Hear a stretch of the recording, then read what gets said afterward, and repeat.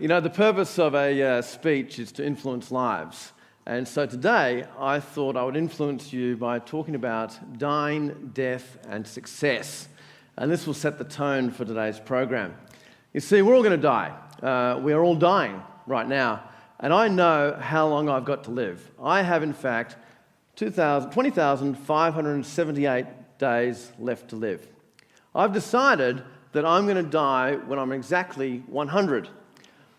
I have an app on my iPhone that ticks away.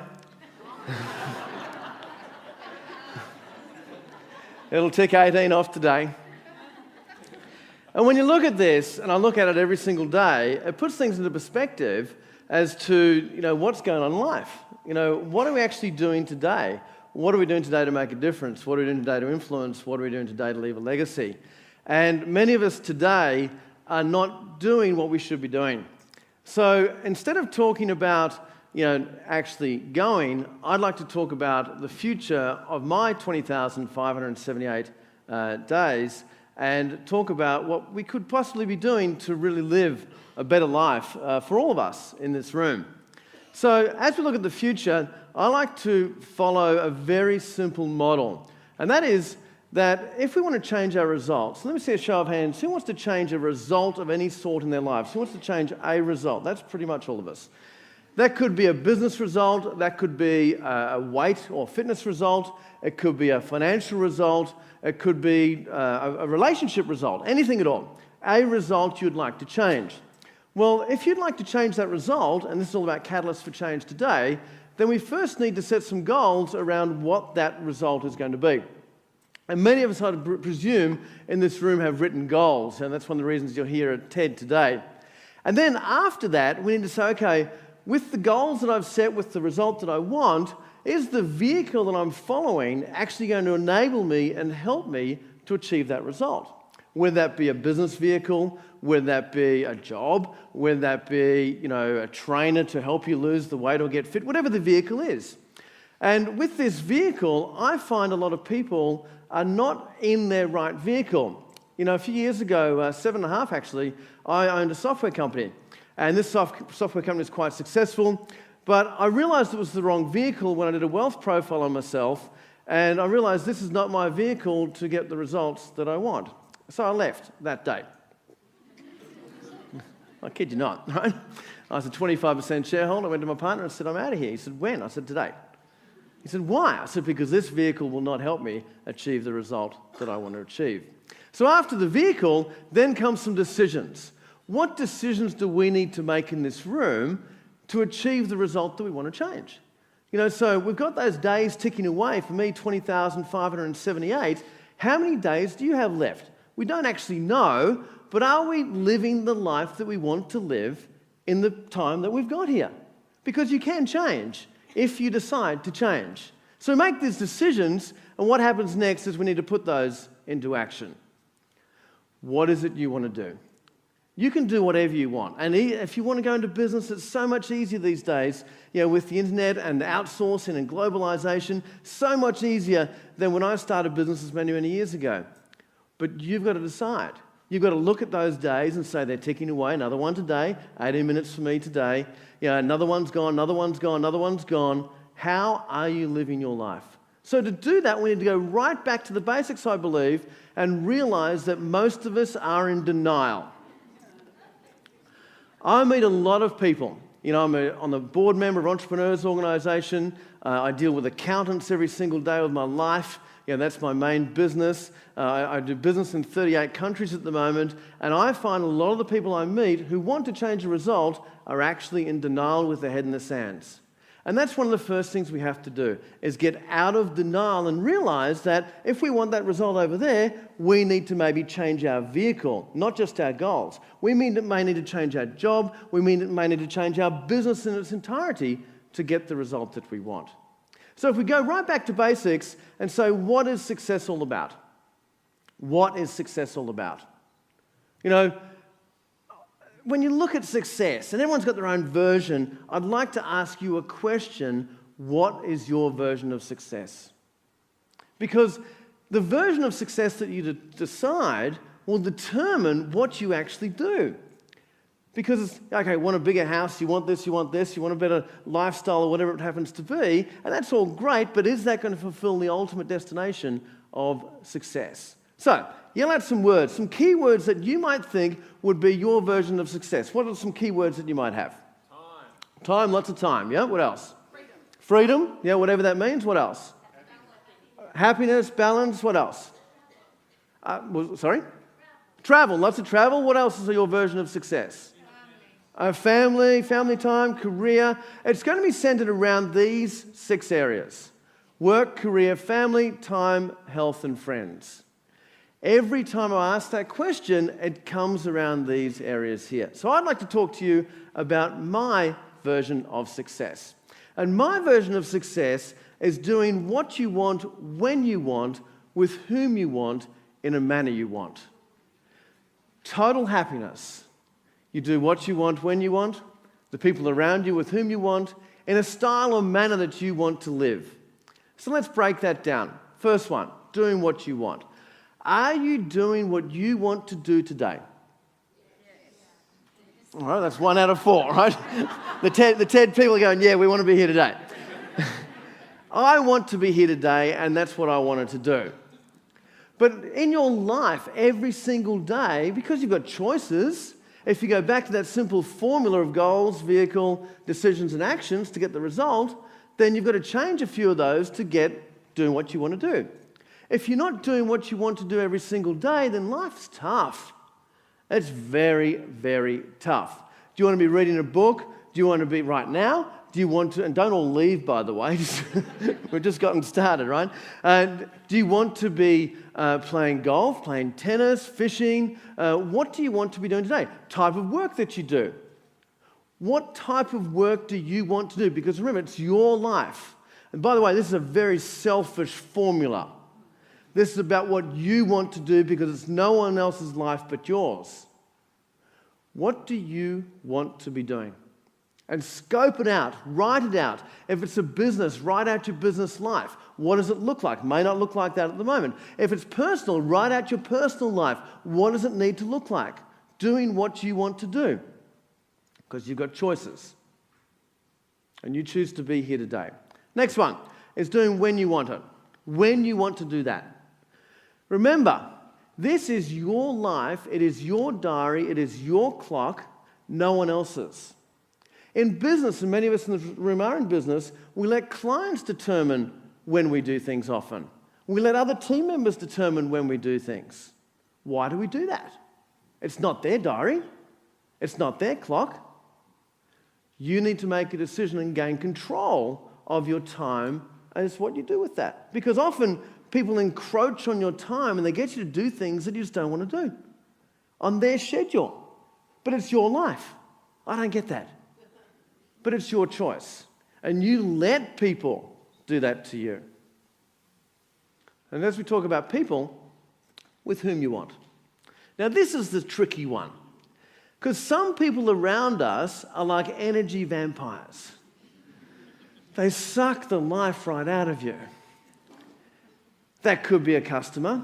It could be a fellow team member at your work. It could be your boss. It could be your business partner. It could be a relative. It could be your loved one at home. People around you. You should decide who is around you.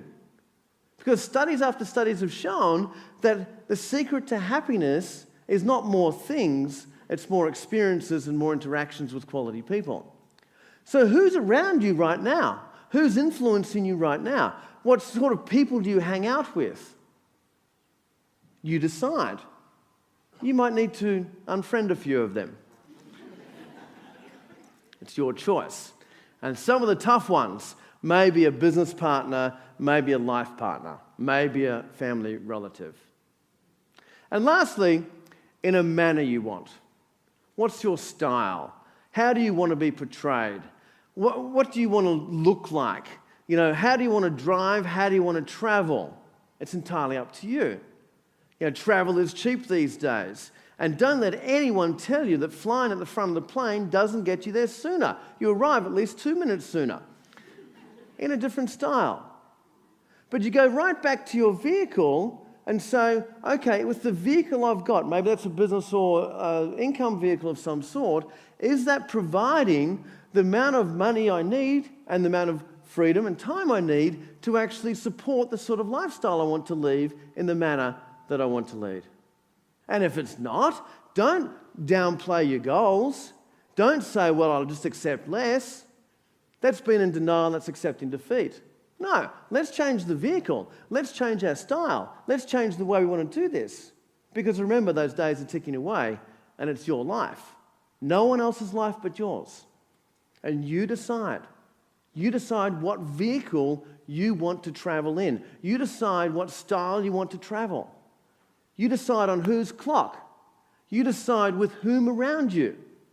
And some of those decisions are tough. You know, for me to leave my business 7.5 years ago, literally walked out, sold my shares a year later, that was a tough decision. One of the best decisions I've ever made. Last year as an entrepreneur, I was looking to expand overseas dramatically. I was full on. Going to the US, the UK, we're going to dominate the world. I decided to chop the plan because it wasn't going to work. I chopped the vehicle and caught, no, that's not going to work. But you've got to make those decisions. And a lot of people make decisions. You know, they go through, yeah, I want this, I'm prepared to do this, I'm doing this, and then they don't follow through. They don't follow through with the hard grinds of the action. They just don't do it. So it might as well just be a dream, might as well just be a pipe dream. You know, I'm fortunate that my wife, somewhere in the audience, bought me for my 40th birthday a trip into space on Virgin Galactic. How good's that? Good wife, yeah. So, that's a pretty cool 40th birthday present, don't you think? Anyone got a birthday coming up? Anyone got a man with a birthday coming up who's got a wife, right? Hey, this is what this guy got. I'm number 293 in the world to travel into space on Virgin Galactic. And this was my gift, my present from my wife, because she knows I'm an adventurer, she knows I do crazy stuff. But I wrote a goal down about 18 years ago, about 15 years ago then, about 18 years ago, to go into space, to actually have a space holiday. I had no idea how this would happen. And often when we write goals down, they just happen. They seem to happen. Sure enough, on my 40th birthday, we're at a fancy hotel in Brisbane, 100 dear friends there, and Mr. Branson comes through the video screen. I get presented with a letter, and this is your gift. I'm thinking, how cool is that? This is like the ultimate present. And the best thing about this particular present is you get to hang out with some pretty cool people. Being a future astronaut, my official title, as I shall be known as such, we get invited to all sorts of cool gigs around the world. I spent a lot of time with Sir Richard and various other very cool entrepreneurs. And it was interesting, after the birthday party, 2 weeks later, my wife Nat says, and by the way, I've signed you up to run the London Marathon. I think she wants to send me into space, and then she's going to try and kill me. And I've never run a marathon before in my life. Virgin was sponsoring it for the first year. In April, this was in September, she tells me this. So what do I do? Righto, I must have a goal here. I want the result. I must have a goal. And I had 3 goals with this particular event, all because of this space journey that I'm on. And the 3 goals were, I'm not going to walk, I'm not going to stop, and I'm going to do it less than 4.5 hours. And by the way, at the time, I couldn't run 500 meters. So I enlisted. I thought, okay, back to my little model here. That's the result I want. I've set my goals. And what's my vehicle? I need a trainer. I need some help here because I don't know actually how to do this. You know, not being... Anyone run a marathon in the room before? A few marathons? Not too many. Yeah, good on you, right? No doubt you beat my time. It wasn't the flashiest time in the world. I'll tell you in a moment about that. But the thing was, I decided what I wanted to do. I told lots of people about my 3 goals. I'm not going to run. I'm not going to walk. I'm not going to run, right? I'm not going to walk. I'm not going to stop. And less than 4.5 hours. So I got my trainer, got started, got promptly injured, and I was out of action for 8 weeks, and I got started again with 17 weeks to go. 17 weeks to go, I busted my butt and did 692 kilometres of running in 17 weeks. I get to London, and I've got no idea about this marathon business, but I find out there's 750,000 spectators at the London Marathon. and I'm one of 40,000 runners, and I'm in the Virgin team, so it's only a small handful of us. And, off I go, get up to the area I had to go, which is the green area, and I meet this chap. He says, "What's your story?" I said, I'm running the marathon. And I said, "What's your story?" He said, "I'm running the marathon, and then I'm running back another 26 miles after that." I said, "You're doing a double marathon today? You're crazy." He said, "Yeah, I do all these extreme adventure sports and that sort of stuff." I said, "Oh, right, okay." So walking away, he said, "Why are you here?" I said, "Well, I'm in the Virgin team." He said, "This particular gate is reserved for extremists like me or celebrities." I'm thinking, I must be a celebrity. So I said, and they said, the Virgin people said, "Look for our tent." So I see this massive tent, celebrity tent on the top. That must be me. So up I go, see the man with a little clipboard, Rob Nixon, and he says, "Not on here." I said, "What do you mean?" "I'm in the celebrity tent, and I'm in the thing." He said, No. I said, "Check again." So he checked again. "No, sorry, not there." And he said, "Mate, off you go." And I found our tent was out the back somewhere, some nondescript tent. But I run the London Marathon, and because I'd told so many people about my goal, and I wanted to achieve this, at one point in time, I wanted to stop. And I thought, I can't stop. People, there's like 80 pubs along the way, and they're trying to thrust beers at you. "Do you want a beer? Do you want a beer?" I think that'd be a cracking idea. But if I have a beer, I'll have to stop or walk. So I kept on going. I saw one chap running with no shoes. I thought, that's a great idea. I'll throw my shoes in the Thames. No, I'd have to stop. So I kept powering along, and my wife said she saw me about a mile from the end, and I looked like Cliffy Young shuffle type thing. I didn't walk, I didn't stop, and I did it in 4 hours, 20 minutes. Thank you. I choose to live in this manner. I choose to fly in this vehicle. We go next year or thereabouts. I hope, as a result of this very short talk, because my time is up, 18 minutes is gone, I hope I've influenced you to do something different, whatever that happens to be. Thank you and good morning. Thank you, Rob. Fantastic. Thank you very much.